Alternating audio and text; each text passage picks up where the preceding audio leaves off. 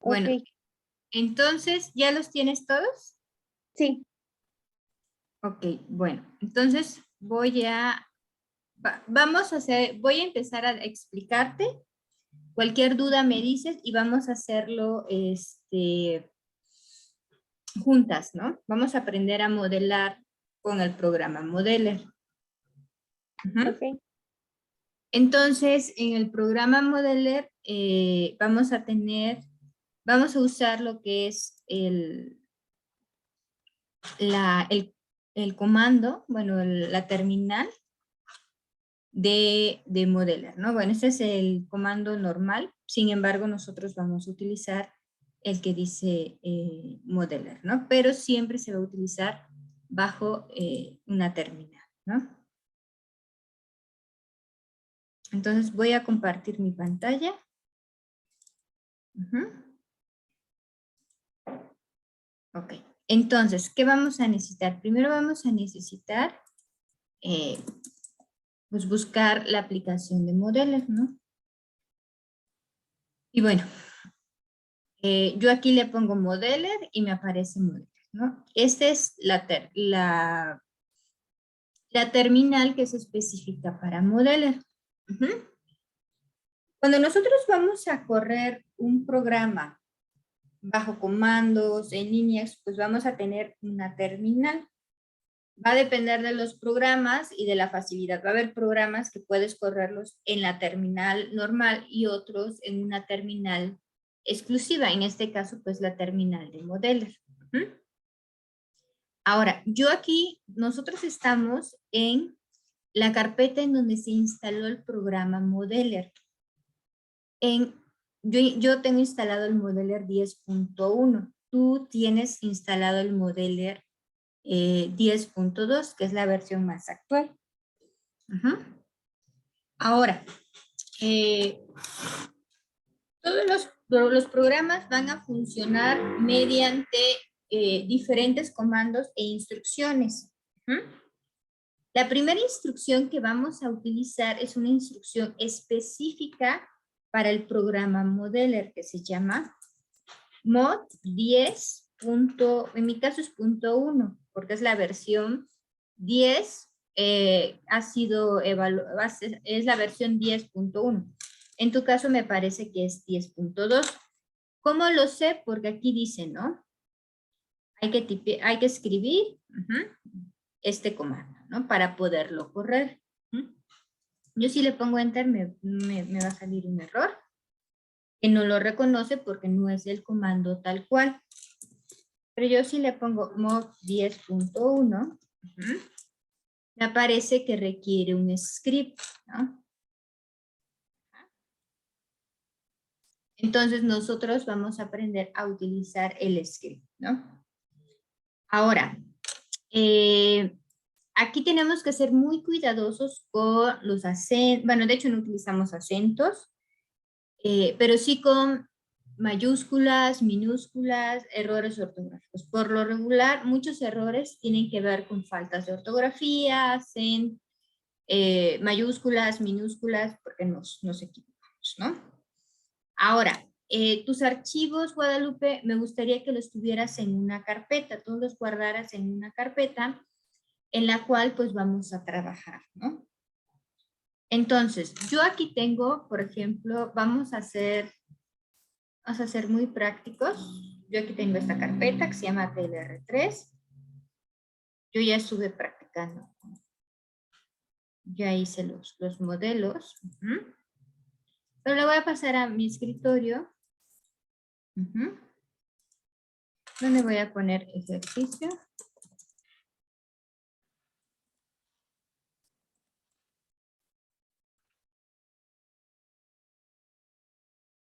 Ok. Entonces, ¿qué necesitamos hacer? Primero, en la carpeta, ahí si te das cuenta, yo he puesto el nombre, nunca separo con espacios, siempre le pongo un guión bajo, nunca le pongo un guión bajo, medio, perdón, porque muchos comandos utilizan el guión medio para delimitar instrucciones. Entonces, no lo hacemos así. Si a mí no me gusta utilizar guiones bajo, puedo poner pues la primera letra en mayúsculas, ¿no? Y también se ve bien, ¿no? Nosotros entendemos pues de qué se trata, ¿no? Es importante pues utilizar palabras cortas, entonces no necesitamos nombres muy largos, ¿no? Bueno, entonces, si ves la carpeta de ejercicio Guadalupe, ¿no? Sí, doctora. Ok, perfecto. Entonces, en esta carpeta vemos 6 archivos, ¿no? Ah, no, 7 archivos. Tenemos un archivo PDB. Ah, no, este no. Tenemos un archivo PDB, tenemos un archivo en extensión Python, 3 archivos en Python, un punto .ali y un punto .tochain, ¿no? Ahora, lo primero que vamos a hacer es, necesitamos tener nuestra secuencia. La secuencia que nosotros necesitamos modelar, que es la que queremos modelar, ¿no? Entonces, yo aquí tengo ya esta secuencia.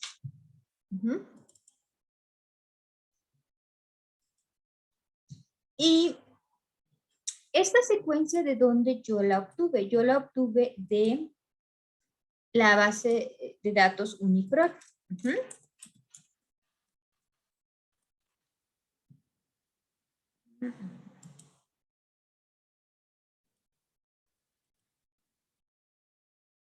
Y pues primero,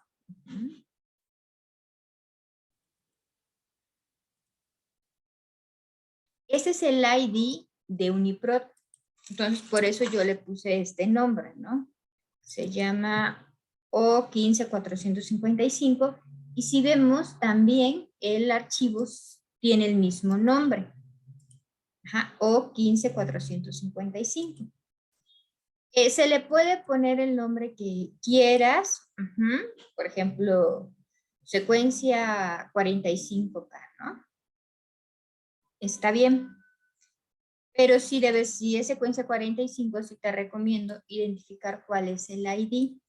Porque, por ejemplo, en los artículos, si nosotros ponemos secuencia 45 tal o le ponemos un nombre, las personas que lean el artículo, si quieren repetir o buscar esa secuencia en específico, no sabrán cuál es, ¿no? Entonces te van a preguntar. Entonces lo que se hace es agregar el ID y se pone de qué base de datos se descargó, ¿no? Si de UniProt, del NCBI, de alguna por ejemplo, GISAT, que es una de secuencias de COVID en específico, o de alguna base de datos especializada, ¿no? En este caso es una proteína TLR3 de humano, ¿no? Es un receptor TOIL Light 3, ¿no? Entonces, aquí nosotros identificaremos primero de qué se trata, ¿no? ¿En dónde se encuentra nuestra proteína? Es algo muy importante cuando vayas a modelar o buscar proteínas, saber en dónde se encuentra. En este caso, pues, se encuentra en las membranas de endosomas, de retículos. Y aquí, como te comentaba, aquí hay una serie de datos que nos dice qué tipo de estructura tiene. Del aminoácido 24 al 704 se va a encontrar en el lumen. Del 705 al 725 se va a encontrar en la hélice. Va a ser en forma de hélice y se va a encontrar en la región transmembranal. Y del 726 al 904, pues se va a encontrar en el citoplasma, ¿no? Y bueno, aquí tenemos lo que se llama el peptidoseñal. El peptidoseñal, como te comentaba, este peptidoseñal pues no es funcional en una proteína madura. Como nosotros vamos a modelar la proteína madura y lo que vamos a hacer es estudios con la proteína madura, pues tenemos que utilizar pues del aminoácido 24 al 904.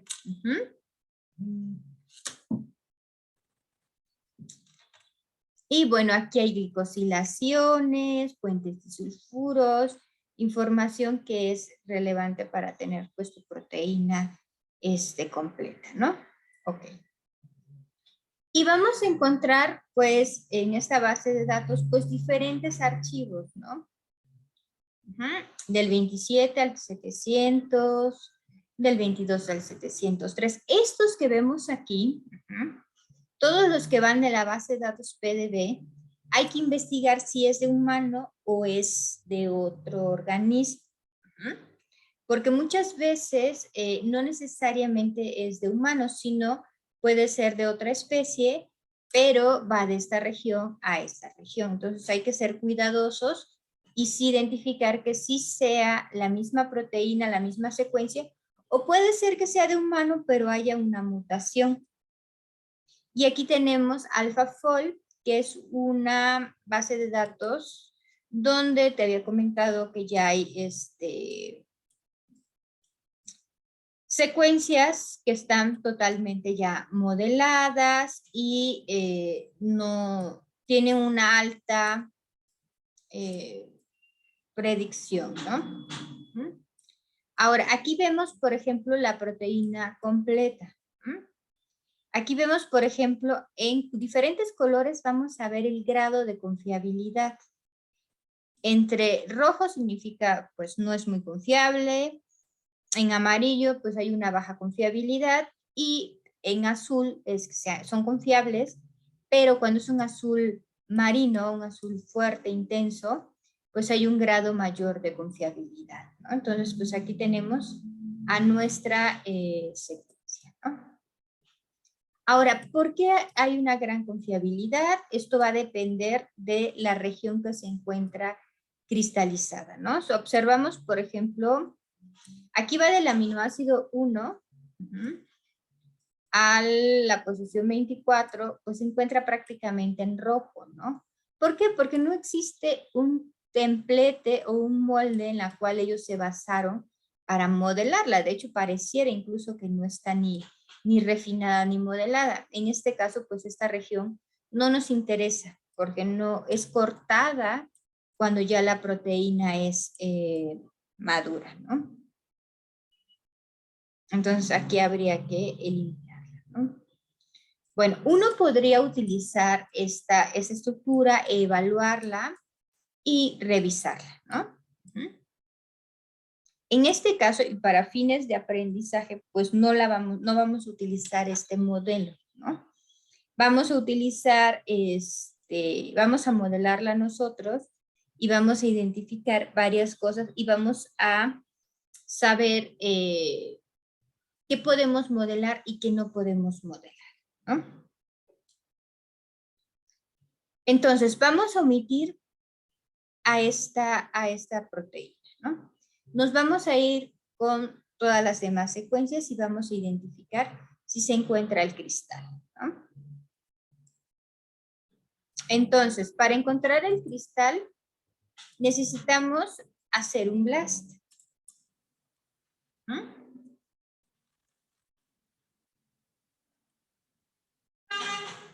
Esto ya lo habíamos hecho, ¿te acuerdas, Guadalupe?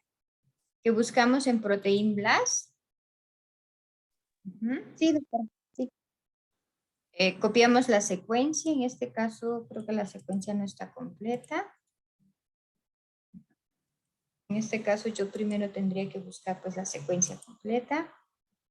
Yo te voy a decir por qué creo que no está completa, pero... ¿Qué me interesa de la región 24 a la 904? Del 1 al 23 no la voy a modelar, entonces no necesito toda la secuencia, ¿no? Entonces la voy a copiar.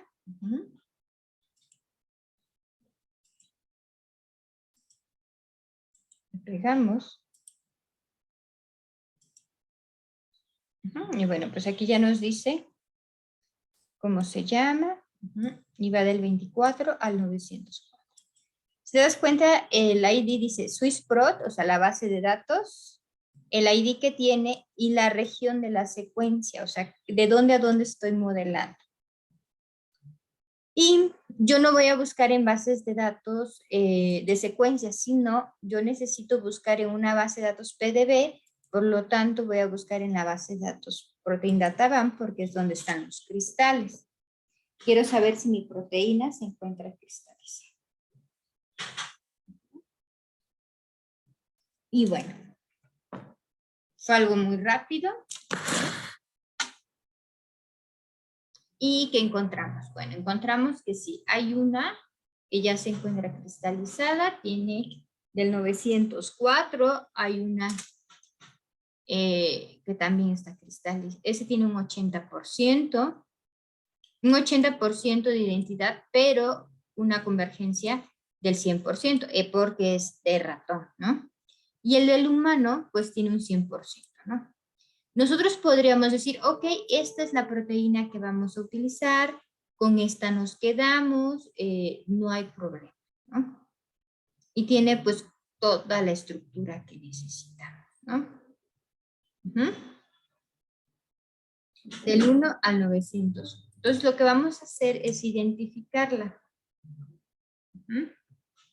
Nos vamos a ir a la base de datos.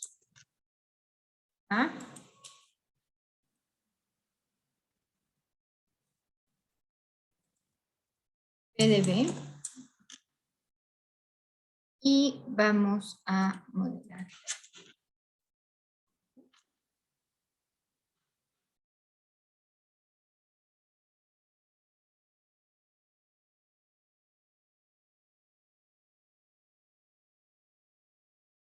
Y pues aquí nos presenta un dibujo, ¿no? Entonces vamos a descargarla.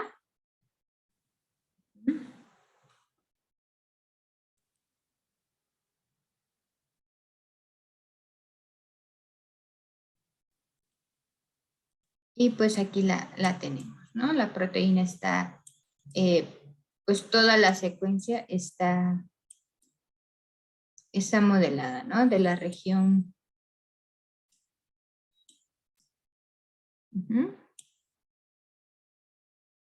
De la posición 23 a la posición tal, ¿no? Ahora, aquí tenemos que, por ejemplo, aquí en display podemos decir que nos seleccione pues las secuencias, ¿no? Entonces aquí tenemos hasta el 900, bueno, tenemos hasta el 500, ¿no? Entonces aquí habría que investigar. La cadena B inicia del 45 y la cadena A va hasta el 726, ¿no? Entonces yo aquí le voy a poner select.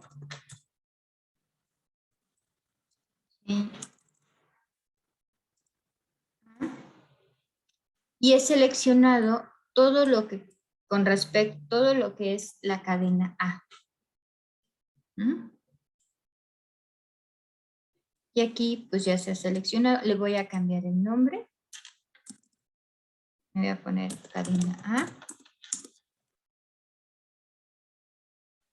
Y aquí va a haber diferentes modalidades en el cual yo puedo cambiarle el color. Por ejemplo, me gusta un color azul. Yo ya he seleccionado solo la cadena A en color azul, ¿no?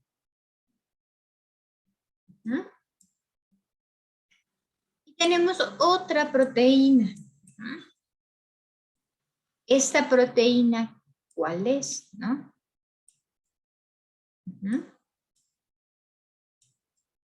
¿Cuál sería esta proteína? Entonces,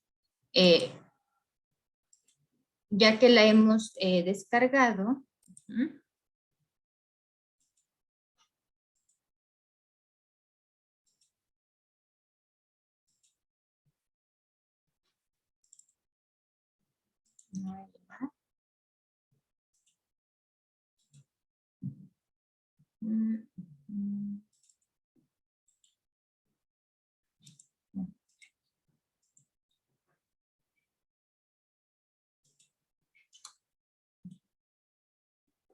Pues me dice, bueno, primero la cadena A pertenece a, lo abrí como, bueno, el archivo PDB, Guadalupe, lo podemos abrir en un visualizador, pero también lo podemos abrir como un archivo de texto simple. Entonces yo lo abro, por ejemplo, en WordPad, en Notepad, dependiendo de, por lo regular lo abro en Notepad, para poderlo observar. No sé si has visto un archivo PDB en texto. En un visualizador lo que nosotros vemos son las coordenadas, los átomos y bueno, cómo está representado cada uno de estos átomos, ¿no? Porque esto es lo que nos interesa en el caso de un archivo PDB, ¿no?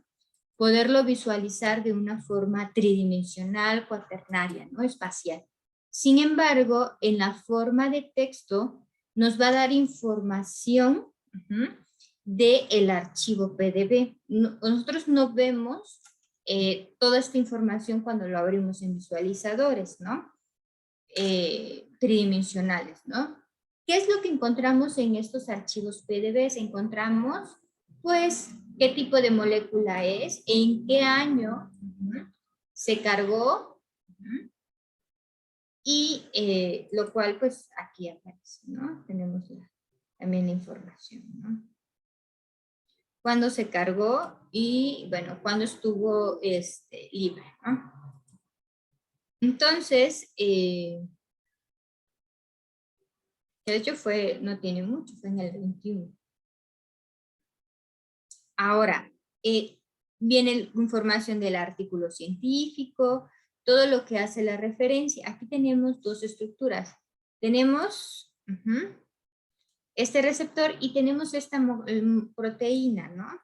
Esta proteína habría que ver para qué sirve, qué tipo de complejo forma, si hace que sea más estable la proteína, o es un coadaptador que sirve para que cumpla la función, ¿no? Entonces habría que ver por qué está unida esta proteína, ¿no? A este TLR. Ahora, aquí de la información pues relevante, vamos a tener algunos datos estructurales, por ejemplo, tipo de algunos cofactores o carbohidratos, en este caso son carbohidratos que estén unidos a la proteína, ¿no? Por ejemplo, aquí, ¿no? En este caso, ¿qué tipo de glicosilaciones tiene, ¿no? N-acetilglucosamida, en fin, diferentes, ¿no? Y también vamos a tener, pues, uniones entre diferentes, ¿no? Por ejemplo, ¿qué está unido, por ejemplo, con cuál está unido? Y así sucesivamente, ¿no? Por ejemplo, esta asparigina se encuentra unida a esta glicosilación, ¿no? Y bueno, aquí nos va a mostrar pues toda la información de estas diferentes glicosilaciones, ¿no? Ahora, aquí viene la parte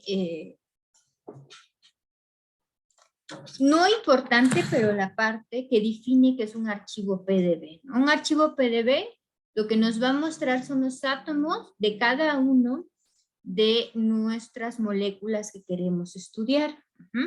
Pueden ser proteínas, DNA, ácidos nucleicos, moléculas pequeñas, oxígeno, algún fármaco, ¿no?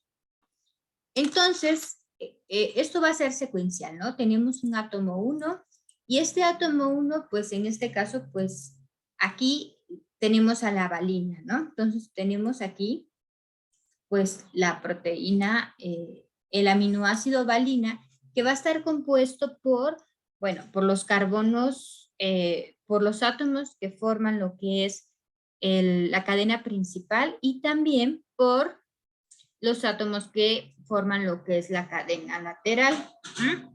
Y aquí podemos observar que no hay hidrógenos. En la mayoría de los archivos PDF no hay hidrógenos porque se ahorran la cantidad de átomos y también es muy difícil poder adivinar en dónde se encuentran los hidrógenos. Entonces, nosotros cuando los utilizamos agregamos esos hidrógenos.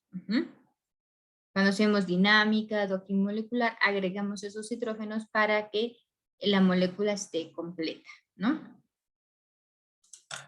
Ese es un paso que tienes que hacer aún cuando ya está cristalizada, ¿no? Por ejemplo, si yo quisiera esta proteína utilizarla, tengo que agregar los hidrógenos que faltan, ¿no? Y bueno, aquí vemos, por ejemplo, la cadena A, que sería nuestra proteína de interés, y la cadena B es otra proteína, ¿no? Si nosotros esta proteína no nos sirve, la eliminamos del archivo. No tenemos ningún problema de eliminarla, ¿no? ¿Y qué es lo que más hay? Por ejemplo, aquí tenemos nuestros átomos, que van del 1 hasta la cantidad necesaria. Va a tener diferentes nomenclatura cada uno de los átomos, dependiendo de la posición que se encuentre y de qué tipo de, si es un aminoácido, si es un ácido nucleico, si es un ligando. Va a tener una cadena, va a tener una numeración. En nuestro caso, la numeración pues se va a ver reflejada de la región N-terminal a la región C-terminal de la proteína, ¿no? Y aquí tenemos tres números, ¿no? Estos 3 números son los números que nos dicen en qué posición va a estar este átomo, las coordenadas, en el eje X, en el eje Y y en el eje Z, ¿no? Aquí es muy, dependiendo de cómo fue cristalizado, pues va a tener diferentes posiciones, ¿no? No va a estar centrado, no hay un origen que digamos, ay, todas las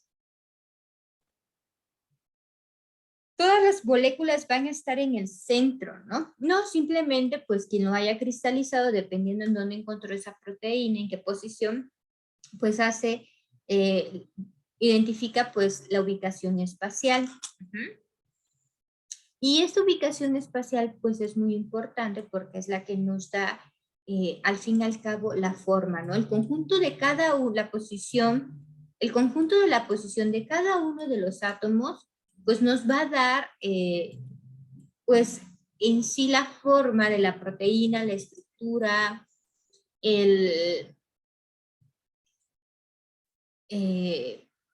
las conformaciones estructurales, ¿no?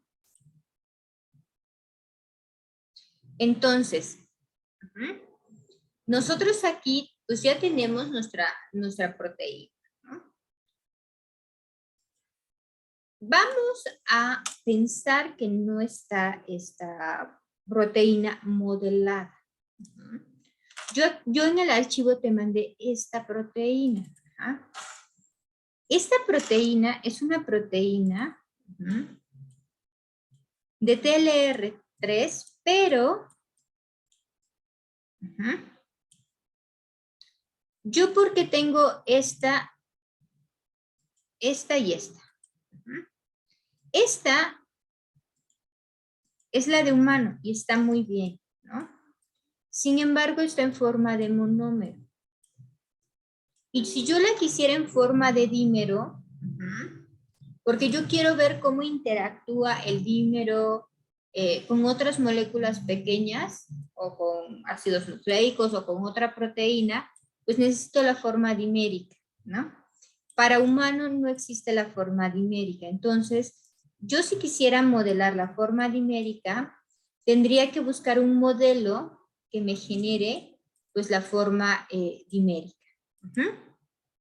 Entonces, aquí tenemos dos opciones. Una es hacer un docking de esa proteína para obtener la forma dimérica o modelar un homólogo más cercano, ¿no?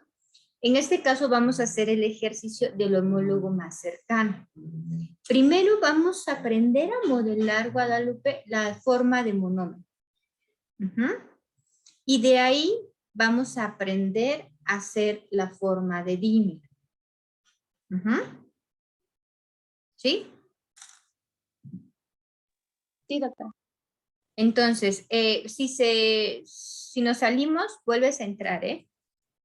Con el mismo ID y todo, ¿no? Con la misma liga. Ahora, ¿nosotros qué necesitamos? Para modelos necesitamos utilizar primero nuestra secuencia primaria, que es la que queremos modelar. Ajá. Entonces, nuestra secuencia primaria, si das cuenta, está en un archivo de extensión .ali. Esta extensión .ali es especial para que Modeler lo pueda leer. Nosotros no podemos poner una extensión secuencia FASTA porque no lo va a reconocer. Modeler necesita una extensión, un formato específico, ¿no? Y necesita que termine en .ali. No podemos tener .txt o algo, simplemente tiene que ser .ali. Yo lo que hago, francamente, es, si quiero volver a utilizar otro .ali, le cambio el nombre y utilizo la misma plantilla, ¿no? ¿Se puede descargar de Modeler? Sí, pero pues para mí es más fácil, ¿no?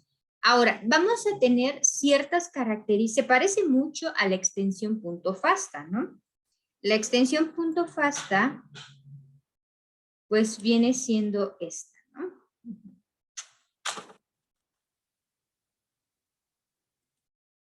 La voy a pegar aquí para que la vean. Ese es .ali y ese es .fasta. Empieza con el símbolo de mayor que, las dos. Sin embargo, en Ali pues tiene P1, punto y coma. Todo esto, esto es muy importante para el programa para que lo identifique. A partir de ahí viene el nombre a la cual nosotros le vamos a dar a la secuencia. Yo por consenso y practicidad siempre le doy el ID. Entonces copio el nombre del ID. Ya si después quiero utilizarlo para docking, otras cosas, le puedo cambiar el ID, le puedo poner TL3 humano. Pero yo necesito primero saber qué secuencia he utilizado para modelar ese TLR humano. Entonces siempre le dejo ese ID. Ahora, viene seguido en una línea abajo, viene sequence. Entonces aquí me va a indicar sequence 2 puntos y otra vez viene el nombre de la secuencia. Ahora, todo esto que te estoy subrayando, es importante que se quede, no lo podemos eliminar porque el programa lo lee como si fuese una secuencia. El programa sabe que no es una estructura de cristal, no es un PDB, sino es una secuencia. Y de ahí viene la secuencia.